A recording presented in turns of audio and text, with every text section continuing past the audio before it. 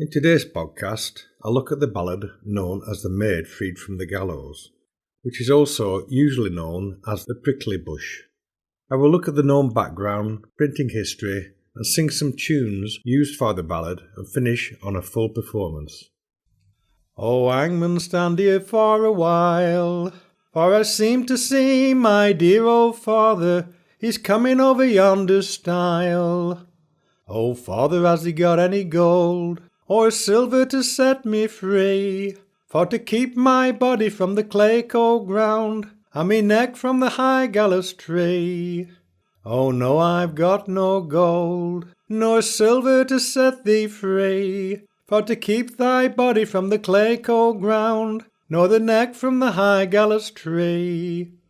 Oh, the prickly bush, it pricks my heart full sore, and if ever I get out of the prickly bush, I'll never get in it any more. The tune and words for that version were collected by Bob Copper from Fred Hewitt of Maplywell in Hampshire as part of the BBC Song Collection programme. The Maid Freed from the Gallows is a tale of a condemned person waiting for a ransom or pardon while stood on the gallows platform. Despite the song title, the condemned person may be male or female. Various members of the family arrive but are not able to produce the fee until the sweetheart arrives and secures the release. It has a wide circulation and is especially popular in the USA, where most of the collected versions originate. The song, as noted down from various sources, does not include any specific explanation of the reason for the sentence of death.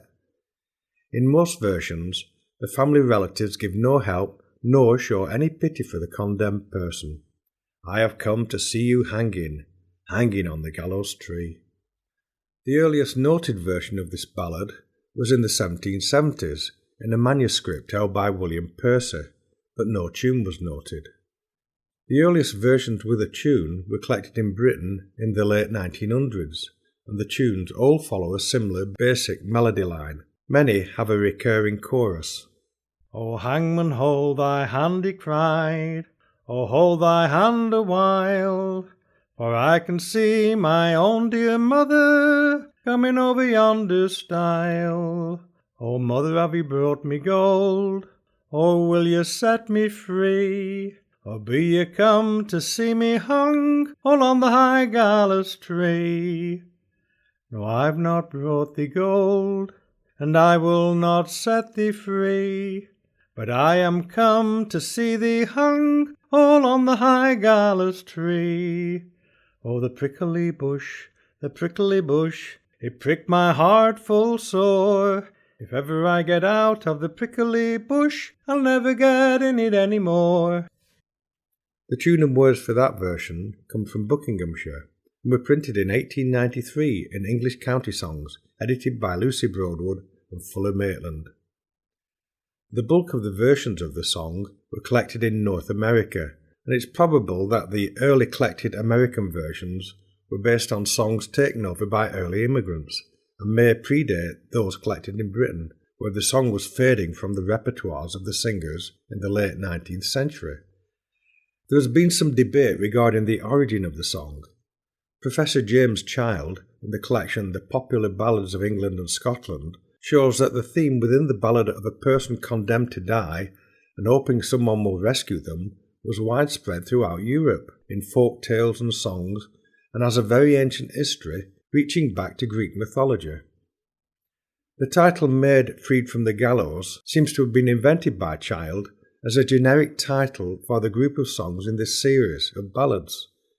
In the early ballads, the condemned person was a woman. The examples printed in the Child collection are often fragmentary and vague. Many refer to an appeal to a judge or a Lord Judge, a term that's not commonly found in British traditional ballads, especially at an execution. The song starts and ends on the gallows platform. The condemned person in the early versions is a young woman. These are more conducive to the folk tales than the folk ballad, which came later than the tales. It's likely that the early lost versions may have had a surrounding story that makes some sense of the ballad as now sung. To find these versions, we need to look at the folk tales of Europe and Britain, which are sometimes the origin of early folk ballads. It's quite likely that the early English versions were in the form of a canti fabula, which is a story told in prose with sung passages, usually repeated verses that help the drama of the story. The prickly bush seems to have lost its surrounding storyline, leaving the sung parts, which form a repeating drama in themselves. In the Folk Song Journal for 1915, Annie Gilchrist refers to a canti fabula version of the story named The Golden Bowl, originally printed in Britain in 1886 in William Henderson's Folklore of the Northern Counties, in which a maiden is given a golden bowl. If she loses it, she's condemned to die. She loses the bowl, and once condemned, the story follows the general song pattern until her lover finds the bowl and returns it. The maiden is released. Miss Gilchrist points out that gold is a symbol of integrity and occurs in many other ballads as a golden circlet or a crown or even golden hair. The loss of the golden bowl symbolises the loss of virginity, which is why her family failed to help her, but her lover believes in her and restores her standing in society. Oh, and dear Judge, just take some little while, for I think I see my lover coming all over yonder stile. Dear lover, any gold or silver to set me free, for to keep my body from the clay cold ground and my neck from the gallows tree. Yes, I brought you gold and silver to set you free, for to keep your body from the cold clay ground and your neck from the gallows tree. Oh, the prickle-lolly bush, it pricks my heart full sore. If ever I get out of the prickle-lolly bush, I'll never get in it any more. The tune and words for that version were collected by Peter Kennedy in 1951 from Walter Lucas, a hurdle worker of Sixpenny Handley in Dorset, as part of the BBC Traditional Song Collection programme.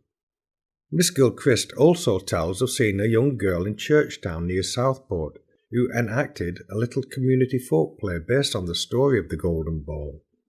There is a canti fabula traced back to the 9th century under the title of The Distressed Handmaiden, in which a wicked stepmother plots to dispose of a stepchild by accusing her of stealing a golden object and having her condemned. The stories known under the title The Golden Bowl have variable storylines. Version 1, a girl is given a golden bowl by a stranger, with the provision that should she lose the bowl, her life will be forfeited. When she loses the bowl, she asks her family to search for it in order to save her life. Version 2, a servant girl must clean the golden bowl for a lady. She loses it and is condemned to hang. Version 3, 2 sisters are each given a golden bowl with the warning that should they lose the bowl they will hang.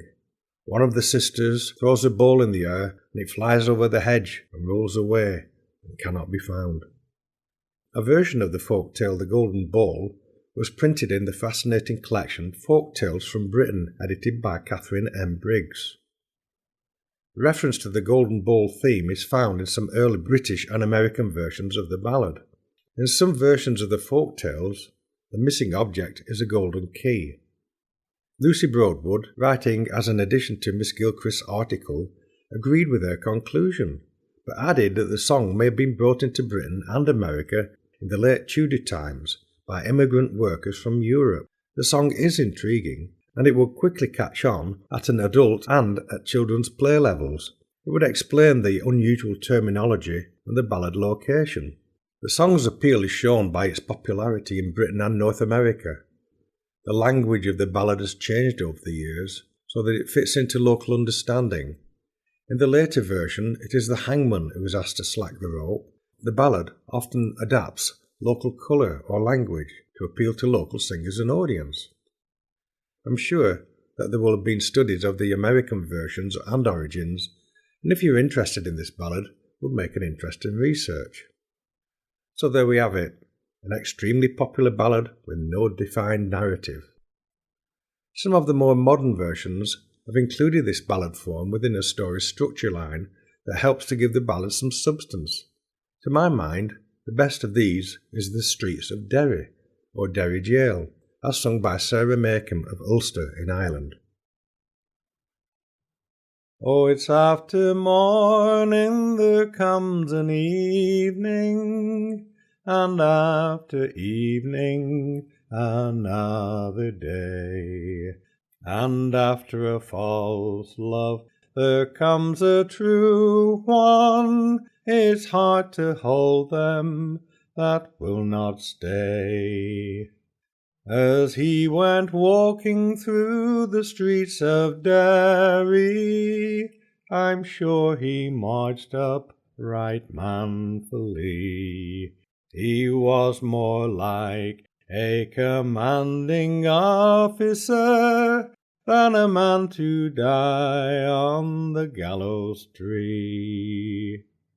Oh, the first step he went up the ladder, his aged father was standing by.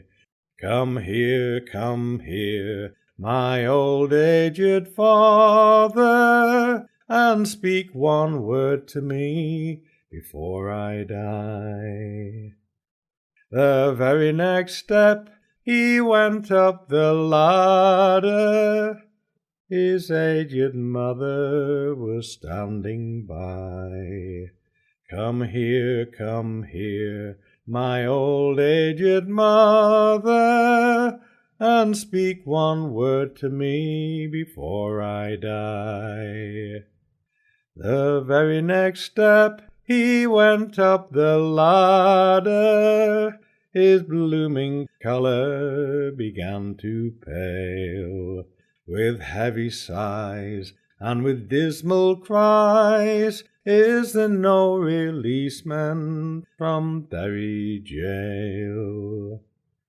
And the next step he climbed up the ladder, his loving clergyman was standing by. Stand back, you old prosecutor, I'll let you see that he will not die.